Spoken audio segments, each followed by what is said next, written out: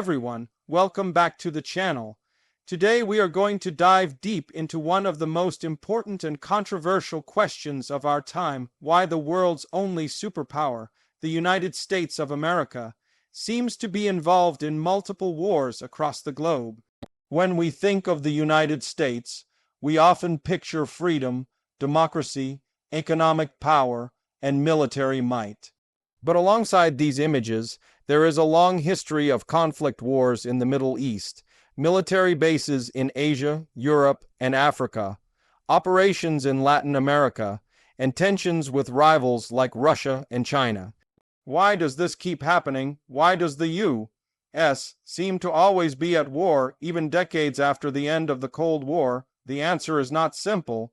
It is a mix of history, politics, economics, and global strategy.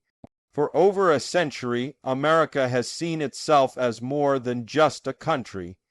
It has seen itself as a leader of the world, a protector of freedom, and a defender of its own interests far beyond its borders.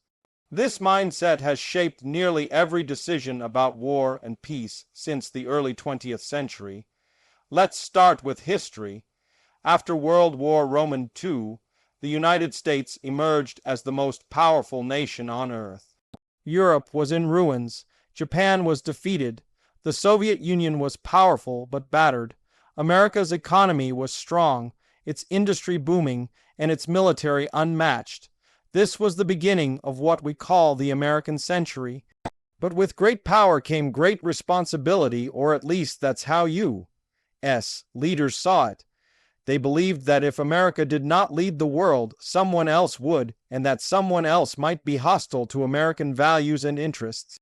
This thinking was clear during the Cold War. The U.S. and the Soviet Union faced off in a global struggle that lasted nearly 50 years.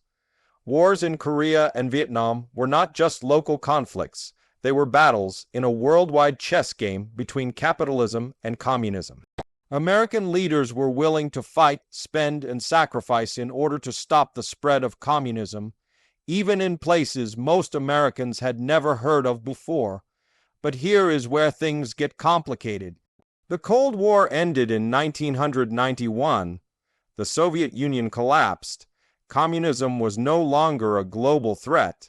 Many people expected peace to follow, a so-called peace dividend. But instead of pulling back, the United States stayed deeply involved in world affairs. It expanded NATO into Eastern Europe, fought wars in the Middle East, and launched military interventions in Africa and the Balkans. Why? One reason is economic. The U.S. is deeply tied to global trade. Its economy depends on open sea lanes, stable markets, and access to resources. If oil in the Middle East is threatened, if shipping lanes in the South China Sea are blocked, if allies in Europe are endangered, it is not just a foreign problem, it is a direct challenge to American prosperity. That is why U.S. warships patrol nearly every ocean, and why American troops are stationed in dozens of countries. Another reason is ideology. The U.S. does not just fight to protect itself, it fights to promote a vision of the world. American leaders talk about spreading democracy, defending human rights, and preventing genocide. Whether you believe this is genuine or just a cover for self-interest, it has shaped U.S. actions again and again, from interventions in the Balkans in the 1990s to wars in Iraq and Afghanistan in the 2000s. Then there is the issue of alliances. America is not just defending itself, it is defending a network of allies, from NATO in Europe to Japan and South Korea in Asia. If these allies are attacked, the U.S. has pledged to respond. This can drag America into conflicts that might otherwise be distant. But from Washington's point of view, these alliances are essential. They prevent hostile powers from dominating key regions and keep the world order tilted in America's favor. Of course, we cannot ignore domestic politics. War is not just about foreign policy, it is also about what happens at home. Presidents often face pressure to look strong, to respond to crises, to avoid appearing weak. Sometimes wars are popular, at least at first. After the September 11 attacks, Americans overwhelmingly supported the war in Afghanistan. But as the wars dragged on, public opinion shifted and criticism grew. The military, industrial complex also plays a role. The U.S. defense industry is massive, employing millions of people and influencing politics through lobbying and campaign donations. Some critics argue that this creates an incentive to stay involved in wars or to prepare for new ones. Whether you see this as a conspiracy or just a reality of modern economics, it is impossible to ignore how much money flows into weapons, technology, and global military operations. Now we come to the 21st century, a time of new challenges. The wars in Iraq and Afghanistan cost trillions of dollars and thousands of lives. Many Americans now question whether they were worth it. Yet new threats keep emerging: terrorism, cyber warfare, rising powers like China, a resurgent Russia, and instability in Africa and Latin America. The U.S. finds itself stretched thin, trying to respond to crises on multiple continents at once. China, in particular, has become the focus of U.S. strategy. Its growing economic and military power challenges American dominance in Asia. The South China Sea has become a flashpoint, with U.S. ships sailing close to Chinese claimed islands to assert freedom of navigation. At the same time, Russia's invasion of Ukraine has forced Washington to send billions in aid and weapons to Kiev, raising fears of direct confrontation between nuclear powers. This is why we see the United States engaged in what looks like multiple wars at once, even if not all of them are traditional wars with boots on the ground. Some are proxy wars, fought through partners and allies. Some are economic wars, fought with sanctions and trade restrictions. Some are information wars, fought online, but all of them demand attention, resources, and risk. There is also the question of whether America can keep doing this forever. Being a superpower is expensive. It requires a strong economy, a willing population, and a clear strategy.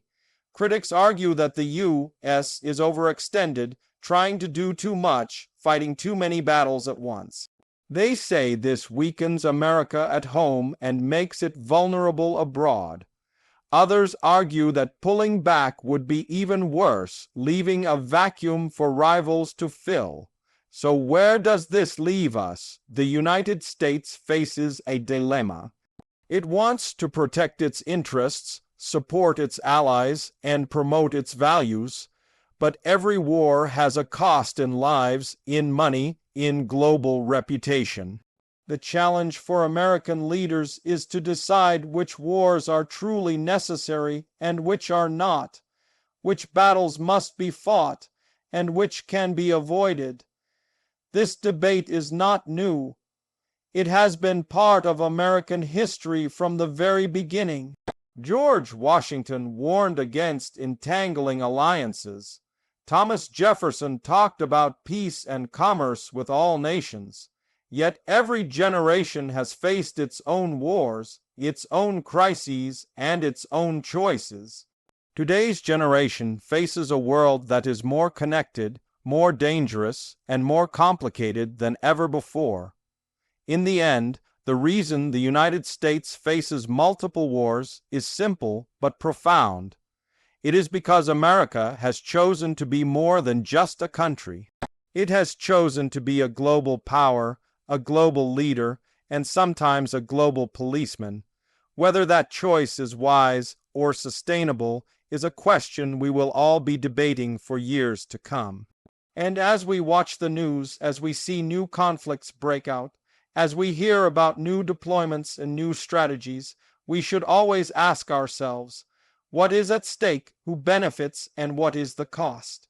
These are the questions that will shape the future of not just the United States, but the entire world. Thank you for staying with me through this deep dive into one of the most important issues of our time. If you found this discussion helpful, don't forget to like the video, share your thoughts in the comments, and subscribe for more content like this. The world is changing fast, and we all need to understand it better.